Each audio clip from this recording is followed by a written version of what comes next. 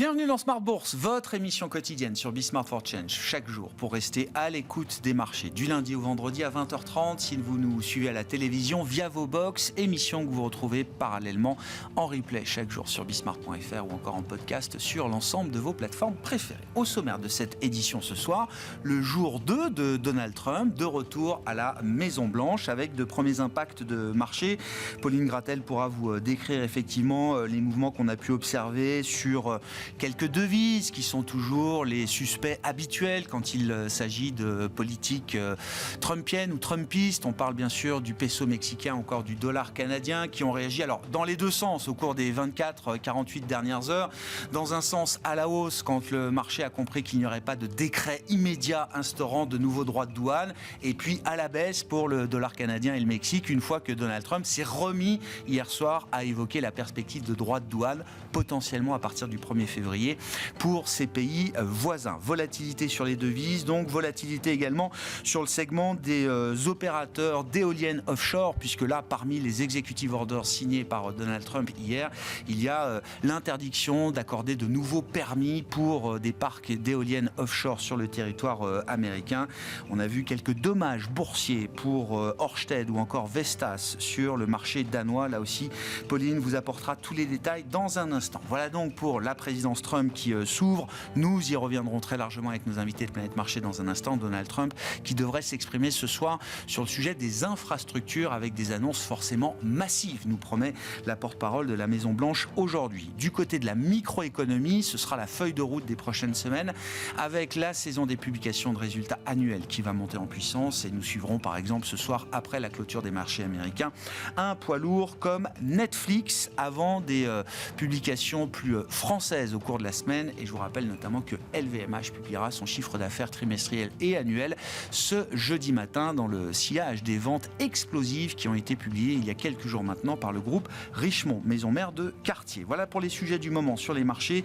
Nous évoquerons évidemment les solutions qui s'offrent à nous en matière d'investissement dans ce nouveau régime avec le retour de Donald Trump à la Maison-Blanche. Et puis spécifiquement, plus encore dans le dernier quart d'heure de Smart Bourse, c'est Alain Bocobza, le directeur responsable de l'allocation d'actifs de Société Générale CIB, qui sera en plateau avec nous pour évoquer sa stratégie 2025.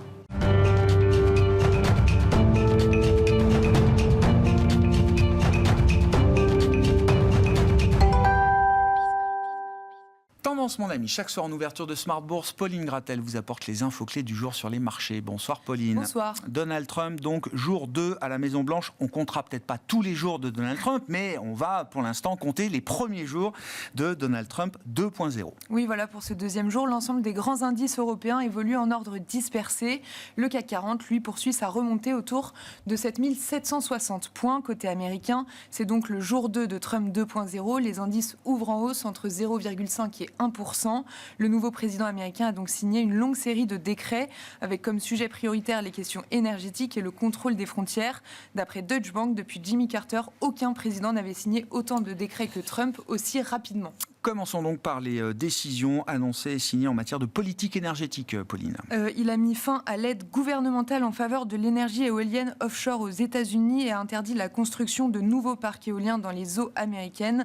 Dans ce contexte, au Danemark, les titres Ørsted et Vestas reculent aujourd'hui jusqu'à plus de 17% de baisse pour Ørsted à Copenhague. Le titre est lanterne rouge du Stoxx 600. En France, Total Energy et Engie reculent légèrement. Bon, des mesures également destinées au contrôle des frontières. Plusieurs décrets ont été signés en ce sens.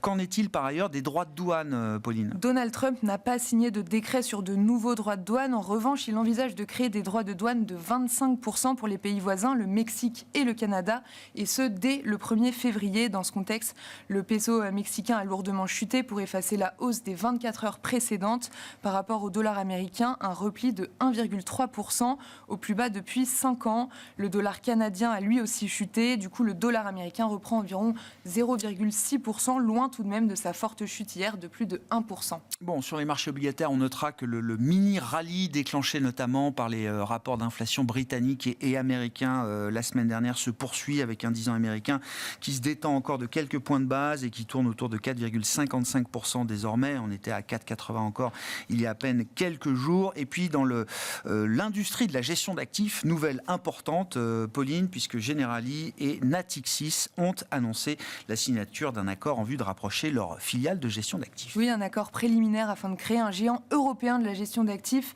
qui gérera ainsi presque 2000 milliards d'euros. Les deux entités détiendront chacune 50% du capital. Cela donnera donc naissance à la deuxième plus grande plateforme européenne en termes d'encours, juste derrière Amundi.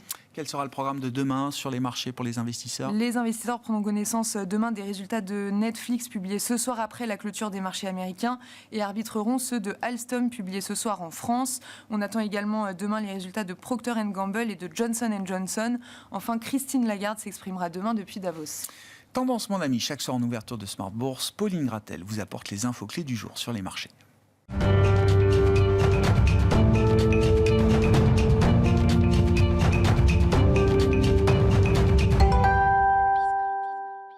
Trois invités avec nous chaque soir pour décrypter les mouvements de la planète marché. Nathalie Benatia est à nos côtés, macroéconomiste chez BNP Paribas Asset Management. Bonsoir Nathalie. Bonsoir. Benoît Vesco nous accompagne également, le président de Delubac Asset Management. Bonsoir Benoît. Bonsoir Grégoire. Et Olivier Ringard est avec nous, directeur des investissements de Neuflis OBC. Bonsoir Olivier. Bonsoir. Merci à vous trois d'être présents ce soir. Ravi de vous retrouver pour ce jour 2 de Donald Trump 2.0. Olivier, qu'est-ce qui vous intéresse dans la longue série de décrets, d'executive orders qui a pu être signés par Donald Trump, et notamment ceux qui concernent peut-être au plus près la sphère des marchés, de l'investissement et de l'économie? Je note toujours la forte sensibilité du marché à la question des tarifs douaniers, ou dans un sens ou dans l'autre. On est soulagé quand Trump n'annonce rien, et tout de suite on se ressaisit et on se remet en mode vigilance quand Trump évoque à nouveau, comme il l'a fait hier soir, la perspective de tarifs. Pour l'instant, Mexique et Canada semblent être toujours en première ligne. C'est vrai que sur cette problématique des tarifs, on a le sentiment, après ces signatures de multiples décrets, qu'on a évité pour l'instant le pire, puisque Trump a évidemment menacé le Canada et le Mexique, sans pour l'instant passer à l'acte, a indiqué que l'Europe devait acheter davantage de pétrole et de gaz sans particulièrement menacer l'Europe. Et enfin, du côté de la Chine, il allait discuter avec son homologue chinois. Il offre même un sursis à TikTok. Et il offre, plus est, un sursis à TikTok. Donc on est assez loin de ce sur quoi on pouvait tabler durant la campagne de Trump, où nous devions avoir d'abord la mise en place d'un tarif universel, ensuite une augmentation des droits de douane à hauteur de 60% sur les produits en provenance de la Chine, et sur l'Europe, une tension particulièrement importante qui pourrait être mise sur les différents pays européens. Donc c'est la raison pour laquelle les marchés réagissent sans doute assez bien en ce jour 1 de Trump, mais nul doute que nous allons avoir d'autres épisodes qui seront générateurs de volatilité au cours de ces prochaines semaines. Nathalie, comment vous réfléchissez à cette question des tarifs, l'idée d'une deuxième guerre commerciale, la première ayant été menée pendant le premier mandat de Trump, 2018-2019, notamment pour la question purement des droits de douane. Il y a toujours l'idée qu'il est transactionnel, qu'il veut faire des deals, que c'est un moyen de pression et de négociation. Il y a aussi l'idée quand même d'inscrire ces droits de douane comme étant de nouvelles ressources pour l'État américain. Il veut créer, à côté de l'ARS, qui est le service des revenus internes, le service des revenus externes, qui serait alimenté justement par les droits de douane ponctionnés, alors soit sur les entreprises, soit sur le consommateur américain, choisissons notre camp.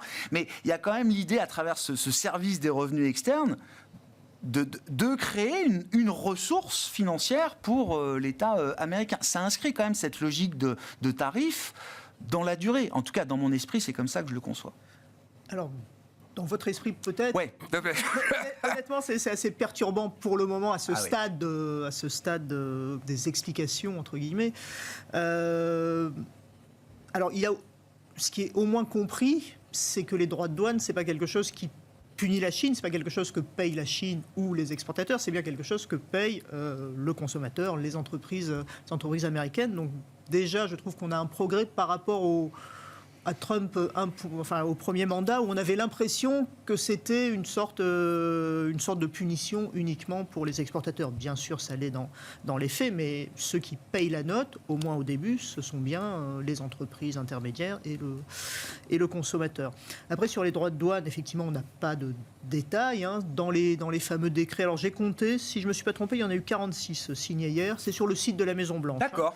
Et donc, il y en a 5 pages à faire défiler. Je crois qu'il y en a 46. Et en fait, sur la politique commerciale à proprement parler, il y a un texte qui reprend des choses qui sont faites aux États-Unis depuis très longtemps, c'est-à-dire notamment le Trésor qui vérifie si personne ne manipule sa devise. Mais ça a été repris, et c'est vrai que ça fait très longtemps que le Trésor n'a pas désigné un pays, plusieurs fois ça a été la Chine, comme manipulateur de devises. Donc là, on entre un peu plus dans les clous. Après, pour les droits de douane, ce que les investisseurs ont probablement en tête aussi, c'est que finalement, ce ne sera pas si grave que ça. Ouais. Honnêtement, on n'en sait rien.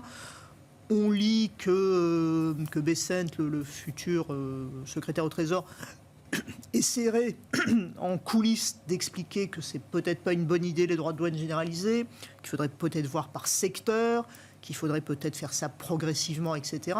Mais pour le moment, il n'y a rien de tangible, et ça va être le cas pendant plusieurs semaines, plusieurs mois, ce qui fait que finalement, cette politique de Trump est peu prise en compte dans les scénarios à l'heure actuelle. Ouais. Ouais. On voit d'ailleurs, chaque fois qu'il y a un sujet douanier qui revient dans l'actualité, soit sous forme de rumeurs, d'informations de presse ou de phrases du président ou rapportées de ses conseillers, on voit que c'est à chaque fois quelque chose qui fait énormément bouger. Alors, des marchés très spécifiques, Chitel, le peso mexicain, le dollar canadien, mais c'est quand même une volatilité énorme qui est injectée dans ces marchés-là. Et ça va... C'est jamais... Non, mais ça va durer. C'est un nouveau régime, une nouvelle normalité à laquelle il va falloir s'habituer ou se réhabituer.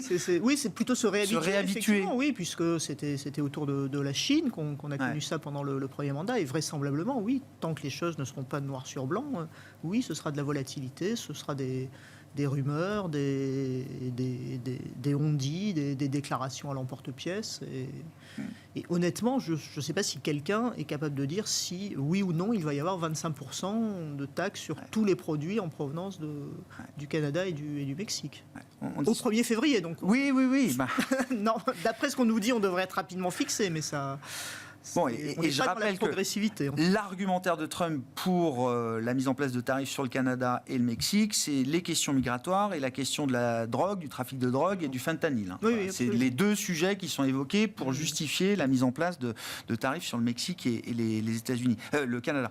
Le marché n'aime pas l'incertitude. Là, j'ai l'impression qu'on a quand même un niveau d'incertitude sur l'application du programme de Trump qui est quand même particulièrement élevé, Benoît. Alors, c'est le principe de la politique de Trump. C'est-à-dire qu'elle est complètement basée face à la partie adverse sur la surprise, l'effet de surprise, des demandes exorbitantes, parfois pour obtenir peu en fait. Donc c'est tout le principe, et effectivement on va apprendre à revivre avec ce système d'effet de surprise et de retour en arrière ensuite, parce que les décisions qu'on annonce ne sont pas vraiment appliquées. L'exemple des tarifs, il est assez frappant. La campagne électorale a été énormément basée sur cet argument. Pour le moment, il n'est pas appliqué. Alors pourquoi il n'est pas appliqué ? À mon avis, pour plein de raisons assez intéressantes. On n'a pas trop parlé pour le moment d'une pression un peu latente qui ne se déclarera jamais, parce que par principe, elle ne se déclare pas. C'est la pression de la Fed. On voyait bien annoncer pendant la campagne une politique de hausse des tarifs, parfois même exorbitante. On parlait parfois de hausse de 100%, donc on imagine. Mais qui avait des effets inflationnistes potentiels visibles, forts. Qui dit effet inflationniste, dit aussi potentiel affaiblissement de la croissance. La Fed, qui avait été assez diligente pendant la campagne électorale avec des baisses de taux, elle s'est mise en pause. Ça n'a pas échappé, je pense, aux proches de Trump et à Trump lui-même. Il veut des baisses de taux, Il trouve qu'il y a trop d'inflation, mais il veut des baisses de taux. Bien sûr. Et il faut défendre le dollar, mais si le dollar était un peu plus faible, ce serait bon pour les exportateurs américains. Toujours plein de paradoxes, mais toujours pro-business. Et donc, ce sujet-là, je pense qu'il n'est pas anodin, la pause de la Fed. C'est un élément qui n'est pas du tout anodin. Et cet impact inflationniste des hausses de tarifs, je pense qu'ils en sont pleinement conscients. Donc on manie bien ce bâton-là, on ne va peut-être pas forcément l'appliquer, et pour le moment ce qu'on a comme annonce, c'est plutôt des annonces en faveur de son électorat. Avant tout. Et on ne met pas tant à mal que ça. Ça ne coûte pas grand-chose. Exactement. On sert son électorat d'abord et on fait attention à ne pas mettre à mal l'économie, ce qui aurait pu être le cas dans un premier temps, vu les zones qu'on avait. Donc c'est toujours ce système-là, on surprend le marché, on revient en arrière, mais on est quand même aussi très pragmatique. Donc oui à la croissance américaine, et là je pense que les perspectives de croissance américaine, elles vont rester bonnes parce qu'on va tout faire à nouveau pour favoriser la croissance américaine. Mais ça ne veut pas dire qu'on ne peut pas tirer son épingle du jeu en Europe pour certains acteurs exportateurs vers les États-Unis, paradoxalement. Et c'est tous ces paradoxes qu'il va falloir apprendre à gérer, ce qui n'est pas simple dans nos portefeuilles. Ouais. Effectivement, il hérite quand même d'une situation économique, au crédit de qui faut-il mettre cette situation économique? C'est un vaste débat, mais objectivement, il doit bien avoir conscience qu'il a quand même une situation économique assez exceptionnelle, avec une inflation qui est quand même passée de 9 à 3% en quelques trimestres aux États-Unis. On peut imaginer qu'il fera tout pour éviter de réveiller l'inflation ou la perception de l'inflation dans son électorat, qui a été un traumatisme et un sujet clé peut-être de cette élection, qui a d'ailleurs peut-être été mal appréhendée par la partie démocrate, d'une certaine manière. Olivier. C'est un peu la difficulté que vous soulignez, c'est qu'il y a des conflits d'objectifs sur un certain nombre de mesures. Donc on veut effectivement mettre en place des droits de douane, mais normalement cette mise en place de droits de douane est inflationniste pour l'économie américaine et potentiellement mauvais pour la croissance. Donc ça ne va pas tout à fait dans le sens de ce que souhaite Trump, à savoir une croissance économique américaine au firmament, et ce que souhaitent les électeurs de Trump, à savoir avoir une inflation sous contrôle. Comme vous le disiez, il souhaite un dollar plutôt fort, mais en même temps, dès lors qu'on veut que les États-Unis dominent le monde, on a forcément un afflux de capitaux et un appétit pour le dollar de la part des investisseurs internationaux très fort. Donc ces conflits d'objectifs, ils créent de l'incertitude, et il pose la question de savoir, in fine, quels seront les choix qui seront faits par cette administration Trump, quels seront les arbitrages. Et c'est là l'incertitude à laquelle nous sommes confrontés. Sur le sujet de l'inflation, je pense que, quoi qu'il arrive, si je puis dire, on risque de se retrouver avec un sujet d'inflation aux États-Unis de nouveau au cours de ces prochains trimestres, pour deux raisons.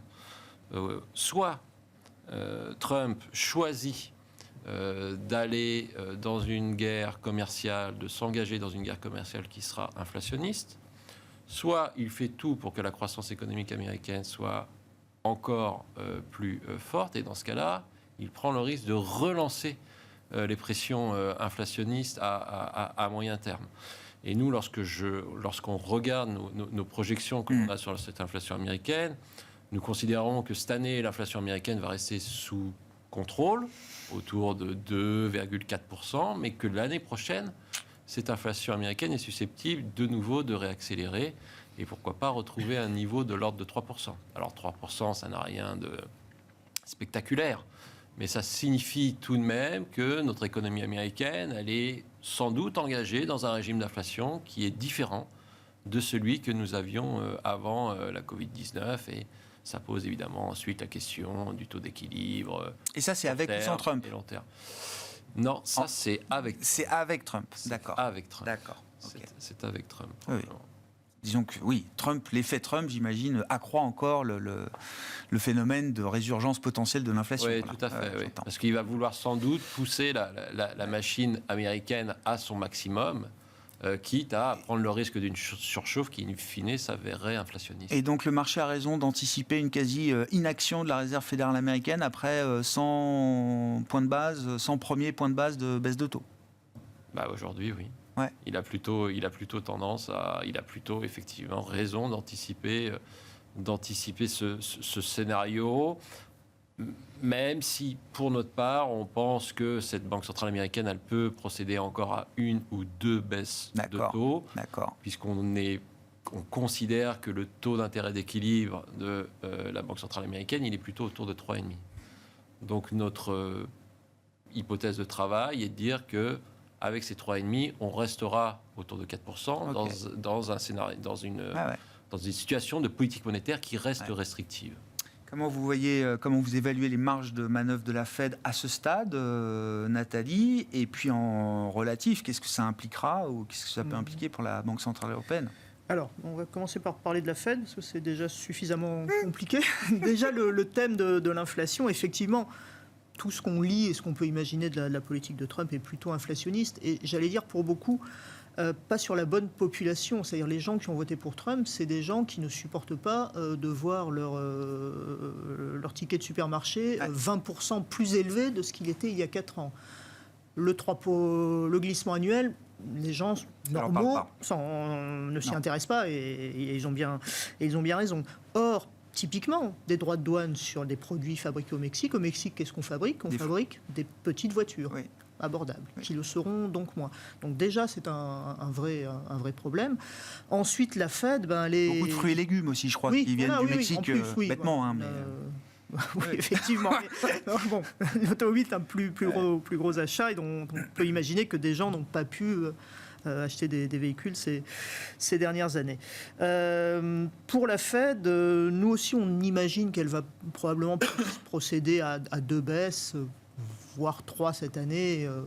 On va sans doute en faire sauter une de nos prévisions, mais disons que pour le moment, officiellement, on a 3 baisses. Mais on imagine aussi qu'en 2026, ce sera le chemin inverse qui va être pris. Et ça, pour le moment, c'est vrai que les marchés ne s'intéressent pas trop à ce qui va se passer au-delà de 2025, mais c'est important. Et le scénario qui a été décrit correspond à peu près à ce qu'on imagine. La Fed... J'allais dire la Fed officielle est consciente des effets inflationnistes. Jérôme Powell avait rappelé en décembre des travaux qui avaient été menés sur les précédentes hausses de droits de douane, et pour conclure que c'était effectivement inflationniste. Et puis la Fed, peut-être la Shadow Fed, même si ça n'existe pas officiellement, et notamment Kevin Warsh, qui est pressenti comme étant le prochain, a déclaré que non, pas du tout. Franchement, les droits de douane, c'est pas du tout inflationniste, et qui voit pas, et c'était pas le job de la Fed de s'occuper de ça. Donc c'est déjà deux salles d'ambiance. La conversation deux salles est entamée. Oui. Mais donc voilà, c'est encore une fois ces deux ou 3 baisses de taux de la Fed, on les imagine d'abord parce que, alors certes, on a eu des mauvaises surprises sur l'inflation et puis des bonnes entre guillemets, mais qui ont été prises comme bonnes tout récemment. Après, ce à quoi la Fed s'est intéressée, c'est le marché du travail. Donc cet été, elle nous disait « je suis préoccupée, je surveille ». Et puis, elle a oublié, mais ça pourrait revenir. Oui, le marché du travail est encore bon, mais on sent bien qu'on est sur des niveaux où les choses pourraient rapidement basculer, puisque finalement, le gros changement des dernières années, c'est qu'avant, on racontait le marché du travail américain était très réactif, etc. Et maintenant, c'est plutôt embaucher moins, mais aussi licencier moins. Et effectivement, on n'a pas assisté à des grandes vagues de licenciements, même quand on avait des doutes sur la croissance. Et ça, c'est très nouveau, et c'est évidemment à prendre en compte de la politique monétaire. Ouais, c'est un comportement des entreprises qui a peut-être changé aujourd'hui, effectivement. C'est ce qu'on constate. Alors, est-ce que c'est changé pour toujours ? Est-ce que c'est changé structurellement ou est-ce que c'est une adaptation? Mais en tout cas, c'est ce qu'on constate. Bon, encore quelques baisses de taux possibles pour la Fed sur la base de son mandat, vous dites, mais très vite, en 2026, c'est peut-être le chemin inverse qui serait repris par la Réserve fédérale américaine. Au milieu de ça, comment est-ce que la BCE peut se débrouiller, si je puis me permettre, puisque tout le monde conçoit que la BCE a peut-être un peu plus de travail ou de potentielle marge de manœuvre pour abaisser ou neutraliser sa politique monétaire. C'est vrai, ça, Nathalie? Oui, c'est Et est-ce que c'est envisageable que la BCE puisse aller facilement au bout de ce chemin-là? L'arbitre des élégances, ce sera la parité euro-dollar, bien sûr. Pour le moment, la BCE n'en a pas parlé. Quand elle va en parler, si elle doit en parler, ce sera pour nous dire la baisse de l'euro est allée trop rapidement et menace notre scénario sur l'inflation. Et donc, à ce moment-là, on pourra dire non, elle va moins baisser que prévu. Mais pour le moment, honnêtement, au niveau actuel, c'est pas forcément un niveau gênant pour la D'accord. BCE. Il faudrait passer sans doute sensiblement sur la parité, ce qui n'est pas dans les scénarios, ni dans le note, ni dans le scénario du consensus. Donc la BCE, mais c'est vraisemblablement des questions qui seront posées à Christine Lagarde à la fin du mois. Fin du mois, c'est ça, les prochaines réunions arrivent très vite, 28-29 pour la Fed. Compte tenu de la vitesse, de l'évolution de la parité, on peut imaginer qu'il y a quand même beaucoup de baisse des taux de la BCE qui sont incorporés dans le niveau actuel de l'euro-dollar.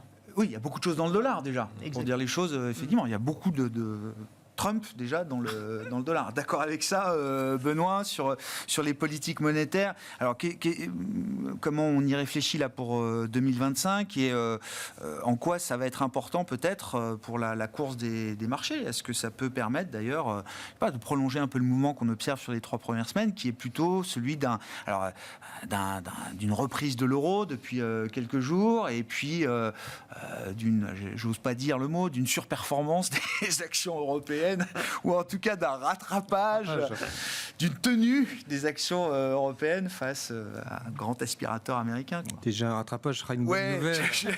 Soyons réalistes. Mais non, c'est vrai que la BCE, à mon avis, joue plutôt finement sa partie là pour le moment, puisqu'elle est en train de se décorréler un peu de la politique de la Fed. Là où pendant la grande hausse des taux directeurs, elle courait un peu après. Il fallait surtout pas avoir d'effet d'inflation à porter. C'est moins le sujet maintenant. On est sur un niveau d'inflation, on va dire, maîtrisé, une croissance poussive. Donc baisser les taux directeurs de manière régulière et bien le dire au marché, ça va apporter un petit peu de souffle à cette croissance en zone euro. La baisse de l'euro, évidemment, on n'en parle pas pour le moment parce que c'est en fait une conséquence probablement plutôt favorable pour la BCE, parce que ça va amener un peu de croissance importée, mais aller dire aux Américains qu'on récupère un peu d'effet croissance, évidemment, ça, politiquement, ça n'est pas explicable, mais tout ça est plutôt... Et je pense que c'est plutôt pour le moment voulu et orchestré par la BCE. C'est pas si inconfortable que ça pour l'instant. Non, je pense que ça c'est parfaitement dans ce qu'elle veut obtenir, puisqu'il faut un peu regonfler cette croissance poussive en zone euro avec un gouvernement américain pro-croissance. Essayons de capter par la devise, avec des entreprises européennes qui exportent, un peu de croissance, un peu d'inflation potentiellement, c'est pas si grave que ça. Donc je pense que ça va apporter un petit souffle à la zone euro et aux entreprises exportatrices. Et peut-être ce rattrapage qu'on imagine, alors attention, on parle de rattrapage pour le moment, parce qu'on a tellement souffert en relatif par rapport aux États-Unis l'année dernière qu'il faut être réaliste. Mais ce rattrapage, il est tout à fait possible. Elle a sa partition, elle peut jouer. Et on a beaucoup d'entreprises européennes qui vont pouvoir capter cette opportunité-là. Juste pour l'anecdote, l'investiture de Trump, on avait la famille Arnault bien positionnée derrière. C'est pas un hasard. Un grand entrepreneur français, européen, le jour de l'investiture, ça peut interpeller, mais il y a vraiment une logique de business derrière. Bien comprise du gouvernement américain, et c'est là c'est intéressant de voir ce pragmatisme. On est là pour faire du business et on poussera chacun les avantages là où il faut, et donc ça ne casse pas forcément tous les moteurs de croissance de certaines compagnies européennes dans cette organisation-là. Il y a même, avec l'idée d'être malin, aller capter des opportunités peut-être. Alors, je ne dis pas qu'elles passent sous le radar, mais c'est vrai que dans le bruit ambiant autour de Trump, on a l'impression que tout est plié pour l'Europe, etc. Vous dites, il y a quand même des entreprises qui sont agiles, qui s'adaptent et qui peuvent s'adapter aussi bien à une configuration Trump aux États-Unis. Il y a des entreprises européennes qui ont des usines aux États-Unis, bien évidemment. Les grandes entreprises européennes et les grandes entreprises du CAC 40. On sait tous que leur chiffre d'affaires, il n'est pas en France. Alors, on a subi les conséquences et les désagréments des incertitudes politiques françaises, mais probablement de manière exagérée. Et on va probablement à un moment donné revenir à la réalité des choses. Ces grandes entreprises françaises, elles sont dans le monde, mais elles sont aussi établies aux États-Unis pour la plupart. Et donc, elles ne seront peut-être pas forcément si handicapées que ça pour certaines. Donc ça, effectivement, alors c'est toujours la difficulté, il va falloir essayer de les détecter. Typiquement, le luxe, par exemple, au hasard, pourrait être un des gagnants. Et avec toujours ces allers-retours, ces incertitudes qu'il va falloir gérer au gré des annonces, et donc une génération de volatilité il va falloir vivre avec. Ça, c'est une difficulté, hein. C'est clair. Maintenant, on aura d'autres opportunités. On en a parlé très rapidement tout à l'heure, mais les marchés obligataires restent, dans les tensions qu'on a vécues là, des points d'opportunité pour constituer un portefeuille en début d'année qui vont aussi consolider face à cet environnement volatile qu'on va devoir subir, hein. Il va falloir jouer sur les deux tableaux. Des opportunités de performance sur les marchés obligataires à capter maintenant. Et là, je dirais que c'est pas très compliqué à construire, pour ensuite essayer de voguer au gré de ces annonces. Mais les marchés actions européennes ne seront pas forcément mis de côté. Ça veut dire sur les marchés obligataires que c'est difficile d'imaginer que des taux longs souverains américains, par exemple, puissent déborder complètement les sommets qu'on a connus dans ce cycle, à savoir le seuil des 5%, Benoît. Oui, alors, toute chose égale par ailleurs. On a eu, effectivement, et tout à l'heure je parlais de la pression de la Fed, mais on a eu aussi la pression des marchés obligataires aux États-Unis. Et ça, je pense que le message aussi est passé. Et donc, clairement, le gouvernement Trump ne peut pas se permettre d'avoir un dérapage des taux. Ils en sont parfaitement conscients, donc ils feront aussi attention à ce sujet-là.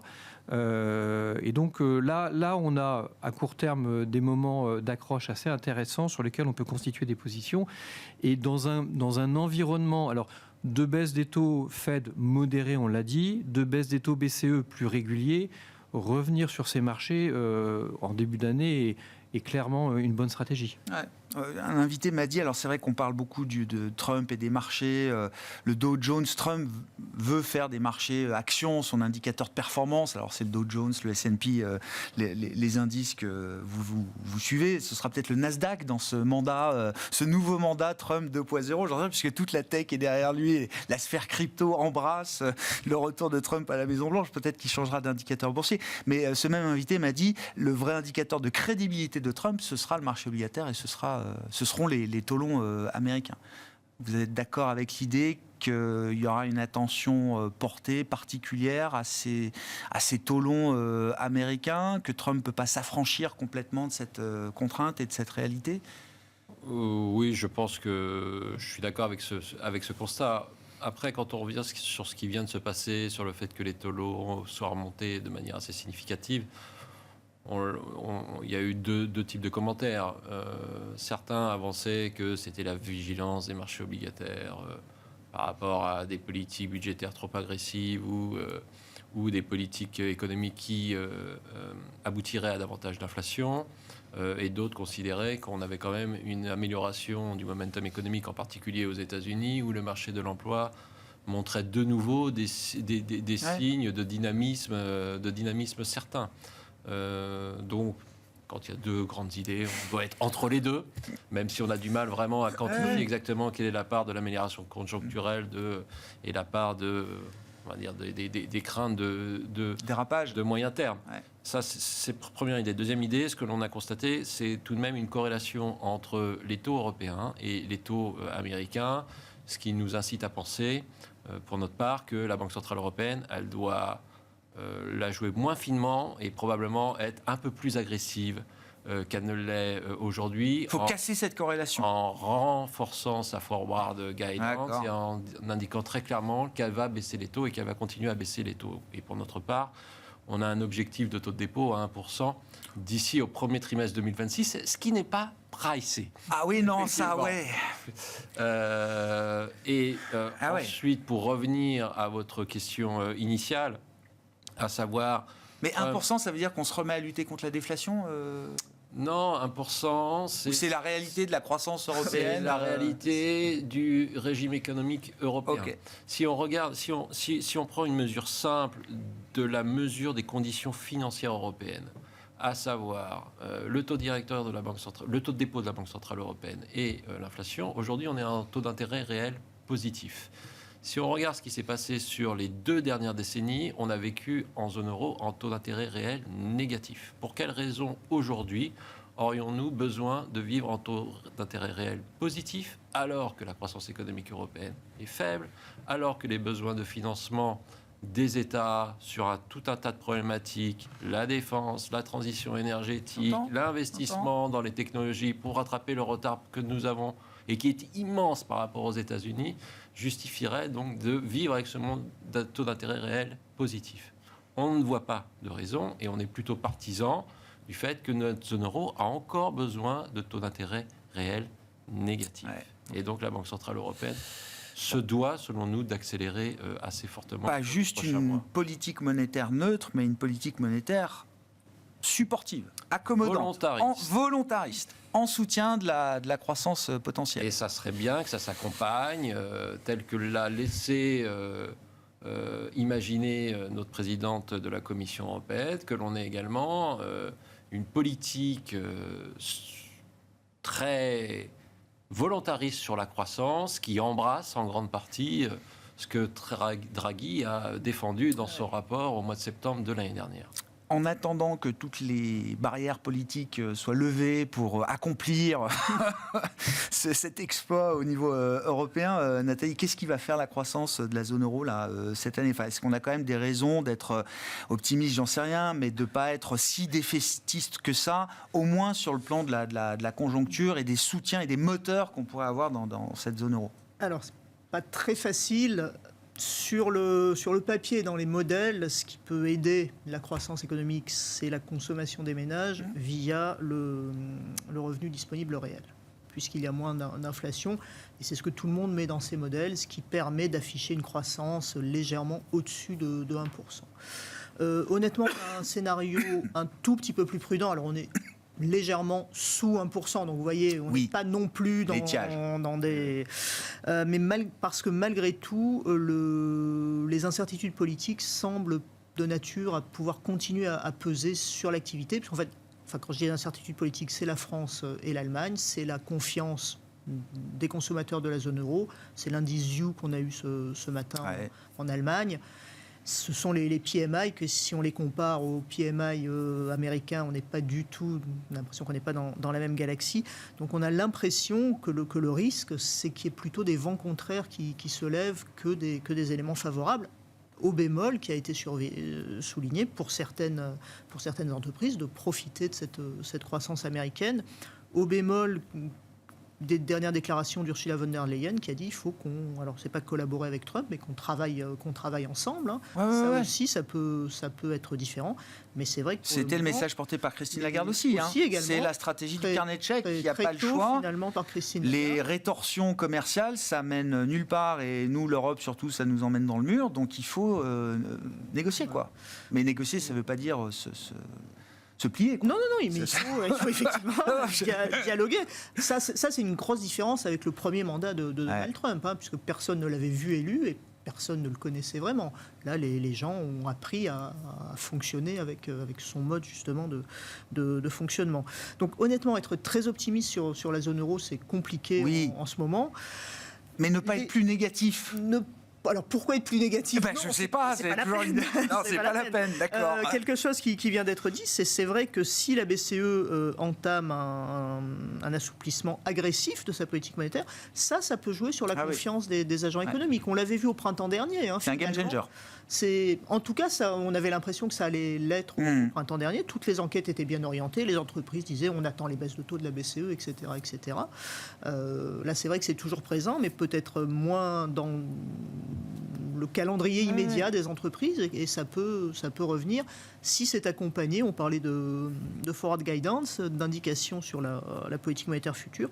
Si cette indication est claire et qu'on ne se perd pas entre combats un peu vains entre Colombe et Faucon, ça peut améliorer les choses. On n'en est pas encore là, on est plutôt encore dans une logique meeting par meeting, il faut que les données démontrent qu'on peut continuer, etc.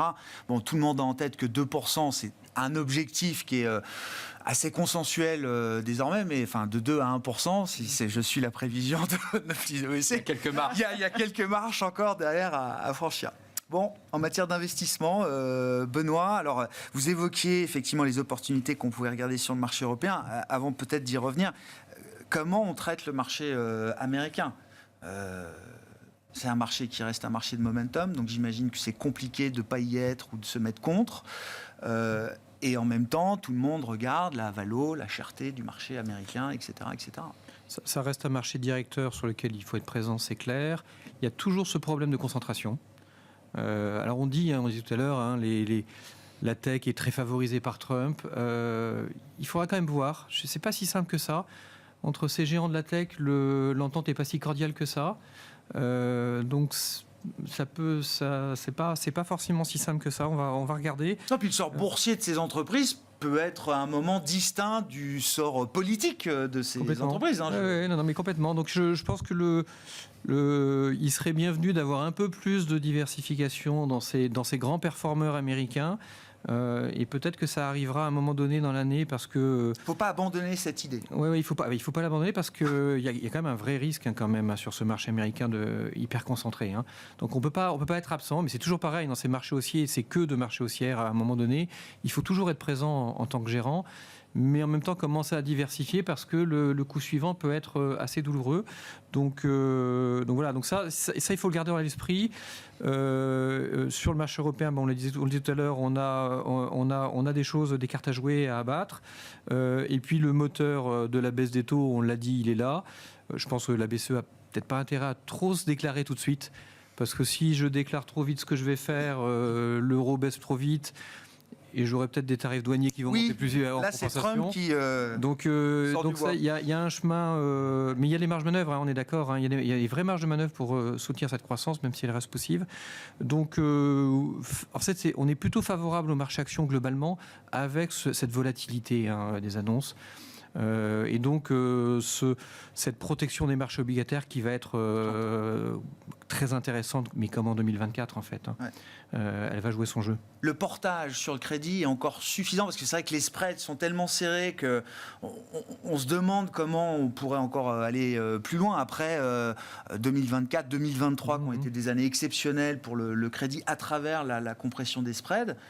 Là, le portage reste quand même largement suffisant pour que ce soit une classe d'actifs socle. On crée des portefeuilles investment grade avec une dose de high yield à des échéances moyennes à 3-4% sans aucun problème, dans un contexte de baisse des taux directeurs. Je pense que c'est vraiment intéressant et ça fera un très beau support. Donc ça, il faut le jouer, bien sûr. Ouais. Et un livret A qui passe à 2,40 ou 2,50, non 2,40, 2,50 autour à partir du 1er février. 2,40, je crois. Oui, il me semble que c'est 2,40. Ça ne change pas grand-chose. Olivier, sur la logique d'investissement, et quels sont les facteurs qui vont, pour vous, faire la dynamique des marchés entre, je sais pas, les facteurs de style, facteurs de taille, grande capi versus capi intermédiaire ou petite, facteur momentum, facteur value Est-ce que ça peut tourner un peu ou est-ce qu'on reste sur des choses très momentum et large cap, comme on l'a vu en 2024 ? Je pense que qu'est-ce qui peut remettre en cause la dynamique qu'on a eue en 2024 ? Il est difficile d'entrevoir aujourd'hui des facteurs qui balayeraient ce qu'on a vécu en 2024 au profit d'autre chose.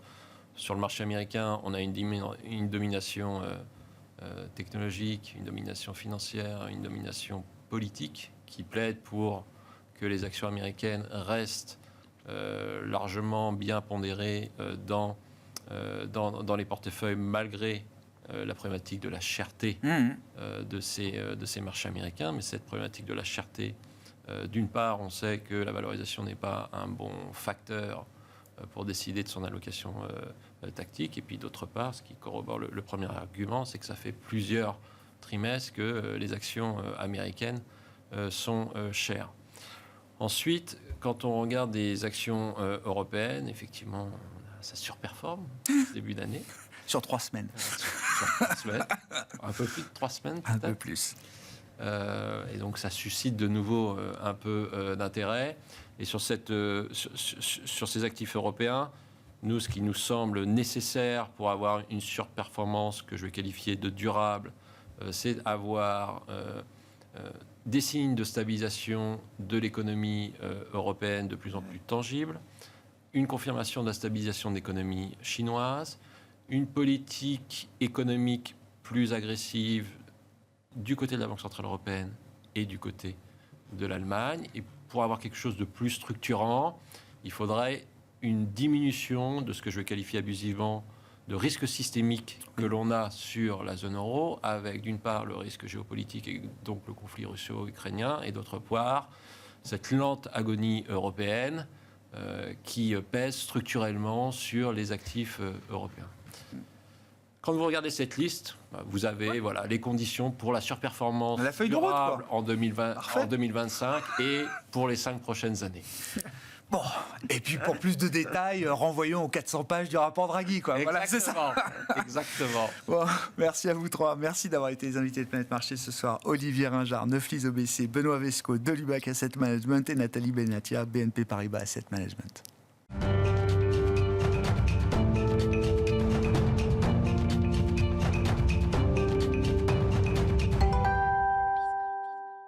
Le dernier quart d'heure de Smart Bourse chaque soir, c'est le quart d'heure thématique. Le thème ce soir, c'est celui de la stratégie 2025 pour naviguer dans les marchés globaux. Et c'est Alain Bokobza qui est à mes côtés en plateau, le responsable monde de la stratégie d'allocation d'actifs de Société Générale CIB. Alain, bonsoir. Bonsoir, bienvenue. Grégoire. Merci beaucoup d'être avec nous. Ravi de vous retrouver pour évoquer les enjeux 2025. Comment on raisonne là en matière de construction de portefeuille, de construction d'allocation globale d'actifs pour cette année 2025. Vous avez identifié, vous et vos équipes, 4 nouveaux chapitres dans cette histoire 2025 qui sont autant de potentiels game changers, ou en tout cas des événements ou des logiques qui pourraient modifier profondément la course ou les dynamiques de marché qu'on observe et qu'on a pu observer à travers l'année 2024. Par exemple, Alain, j'imagine qu'un des chapitres au moins, et peut-être même le premier, est consacré à l'arrivée de Donald Trump à la Maison-Blanche. Est-ce que ça pourrait changer de la conduite de la politique aux États-Unis? Bien évidemment, la réponse est oui. Maintenant, on ne va pas jouer l'arrivée de Donald Trump 2 fois. Fin septembre, les marchés ont pris un pari sur les actions américaines, sur le dollar américain qui a bien monté depuis. On ne va pas le faire 2 fois. Il est là, il a été investi hier. À partir de maintenant, on va essayer de sortir des suppositions qui étaient échangées via des réseaux sociaux. Tout son casting, son équipe est connue, maintenant ça arrive, c'est l'exécution du programme, et il va y avoir certaines mesures qui ont été débattues qui seront implémentées ou pas, d'autres qui vont l'être, avec un horizon temporel qui sera ce qui sera. Donc le travail qui doit être fait par les marchés aujourd'hui, par nous tous, c'est on dirait to connect the dots, c'est-à-dire d'imaginer le déroulé. Il y a eu un discours hier qui était très sociétal. Ce n'est pas nécessairement un discours qui a beaucoup d'impact sur les cours de bourse. Et maintenant, va s'ouvrir une séquence qui va être sur la politique commerciale, dans les tarifs, qui va être sur le vote nécessaire au Congrès sur les baisses, sur le maintien des niveaux très bas d'imposition des entreprises, à 21%. Ça coûte 4 300 milliards sur 10 ans. C'est un vote très très lourd au Congrès. Il n'est pas du tout évident qu'ils l'obtiennent sans lobbying intense. Paysent a déjà commencé. Il va y avoir d'autres mesures sur l'arrêt violent de la décarbonation de l'économie et drill, baby drill. Donc ça, c'est clairement pas très positif sur le prix du baril. Il y a différents chapitres. Et semble-t-il, sur le premier chapitre, qui est de loin le plus important, à mon avis, pour le pricing de marché global, pour les États-Unis, pour le reste du monde, qui est la politique commerciale et la politique de tarifs, les dernières indications qui restent à confirmer sont l'exécution progressive des tarifs, utilisée comme argument de négociation, je n'ai pas dit de marchand de tapis, mais je te mets des tarifs à X%, éventuellement, si tu me donnes en échange ceci, je ne te les mets pas. Et donc, il va y avoir des relations bilatérales. Toute l'organisation du commerce mondial est multilatérale depuis la fin de la Seconde Guerre mondiale, et il attaque en bilatéral. Donc là, on a écouté sur le Mexique, sur le Canada. On n'a pas écouté grand-chose contre la Chine, à l'exception d'un chiffre de 60%. Il n'y a aucun détail sur l'exécution. C'est ça que vont vivre les marchés. Et s'il y avait une variable sur laquelle j'essaierai de faire la synthèse pour les progrès des marchés, c'est qu'il y a beaucoup d'anticipations très consensuelles, comme quoi les politiques de M. Trump seraient inflationnistes pour les États-Unis. Je mets le joker en disant il a fait toute sa campagne électorale a agressé le camp adverse des démocrates en disant « vous avez raté un cycle d'inflation, le peuple américain a souffert d'un cycle d'inflation ». Je trouverais ça pour le moins irraisonné, irrationnel, que de mener une politique qui soit inflationniste compte tenu de la campagne qu'il a faite et quel brio dans cette campagne. Oui. Ça ne correspondrait pas à l'animal politique extraordinaire qu'est Trump. Et ses priorités politiques. Donc s'il devait y avoir certaines mesures inflationnistes, il se peut qu'il y en ait d'autres, dont le drill baby drill, c'est-à-dire de provoquer à partir des $80 qu'on a aujourd'hui une baisse du prix du baril de façon à générer au total des régimes d'inflation qui resteraient raisonnables. Mais pour comprendre la manière dont les marchés pourraient fonctionner, au regard de ce qui a déjà été intégré de Trump, comme vous le disiez, depuis septembre, avant même la victoire officielle de Trump à l'élection présidentielle, à travers le dollar, par exemple, ou les marchés obligataires, Trump va plutôt délivrer ou est-ce qu'il va décevoir à un moment ce qui a été intégré ?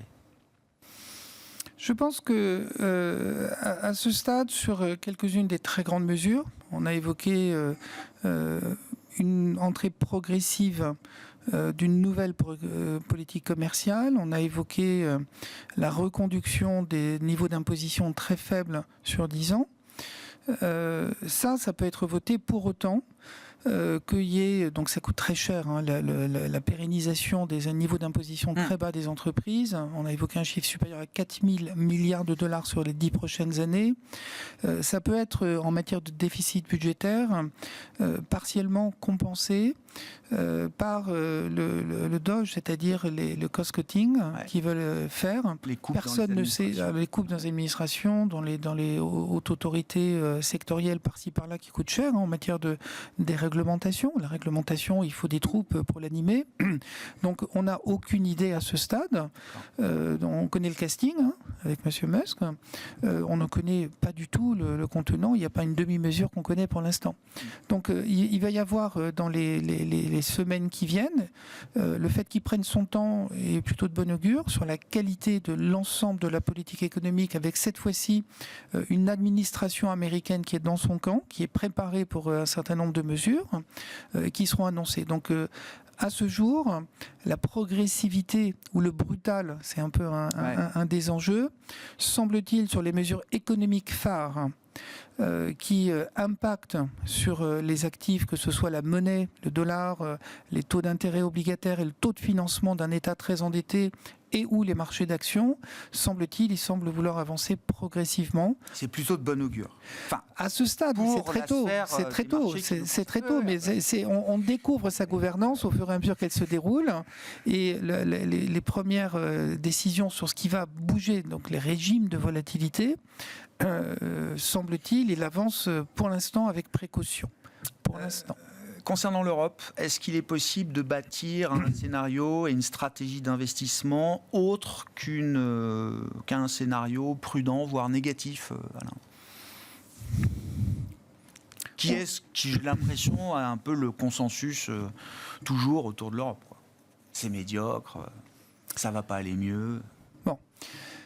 Il y a déjà un premier constat qu'on peut faire. Qui consiste à dire que si je vous avais dit deuxième année consécutive de récession en Allemagne, fragilisation politique de certains très grands pays d'Europe, qui peut comprendre aussi le Royaume-Uni, mais pas que,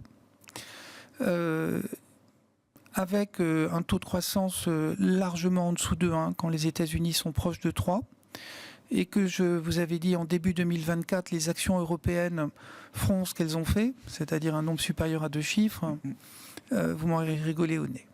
Peut-être pas. Donc on se plaint en comparaison de ce qu'ont fait les États-Unis, c'est pour les épargnants, que ce soit des particuliers, que ce soit pour des institutionnels, des taux de rendement plus dividendes qui sont très significatifs. Si vous faisiez ça tous les ans dans les 10 prochaines années, ça fait des taux de rendement annualisés qui sont exceptionnellement élevés. Donc arrêtons de nous tirer une balle dans la tête. C'est surtout la sous-performance des actions européennes par rapport à l'exceptionnalisme des actions américaines plus la variation du dollar. C'est ça qui nous frustre. C'est pas en tant que tel, compte tenu des conditions économico-politiques, quelque chose, heureusement évidemment qu'on a eu la Banque centrale avec nous, la Banque Centrale Européenne et aussi la Réserve Fédérale qui ont enclenché un rythme d'assouplissement qui n'est pas terminé. Ça a aidé. Mais au total, c'est pas comme si on assistait à un désastre de la performance des marchés d'actions. C'est mon premier point. Deuxièmement, il est évident, tout le monde le dit, tout le monde le calcule, les actifs européens, que ce soit l'euro lui-même, ou que ce soit les actions européennes, sont vraiment pas chères. Je n'ai pas dit brader, mais je le pense. Et quand on fait de la finance comportementale et quand on observe par le biais d'évaluation un actif, la sous-évaluation d'un actif n'est jamais suffisante pour allouer. C'est le responsable de l'allocation d'actifs qui parle. Il faut un déclencheur, un trigger, on dirait en anglais.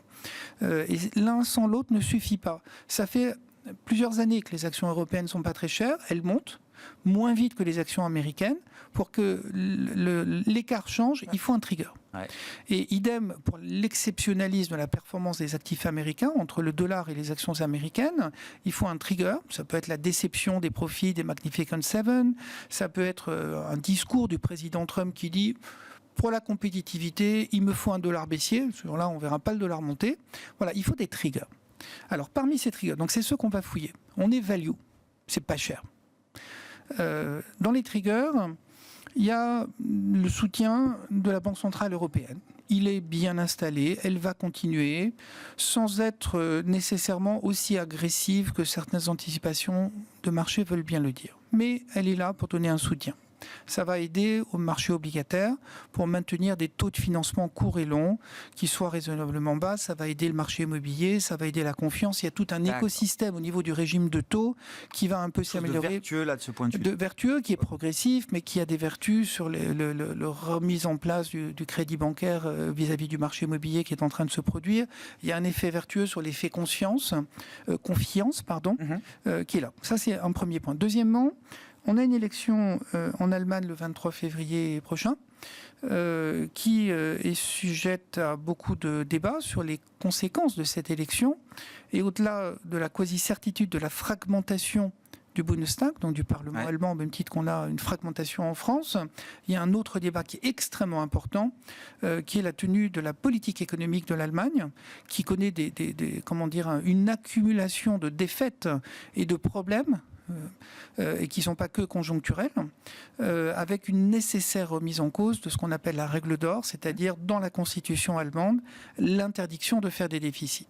Donc là, c'est ce qui est en jeu dans cette élection, parmi les grands facteurs, une Allemagne qui pourrait utiliser ses excédents qui sont gigantesques, entre 5 et 6% du PIB, à des fins non pas de remboursement de la dette, comme ils l'ont fait depuis 15 ans, mais à des fins d'investissement, de croire en eux pour le futur et d'entraîner l'Europe et le reste de l'Europe dans un cercle vertueux d'investissement, d'innovation et de compétitivité. Et ça, c'est possible d'ores et déjà à l'issue de ces élections fédérales avancées. Je passe le temps qu'il pourrait se dérouler pour la formation d'une coalition, mais vous dites, ce que vous décrivez là, changement de modèle allemand, c'est possible à l'issue de ces élections. C'est l'enjeu de l'élection allemande pour nous sur les marchés.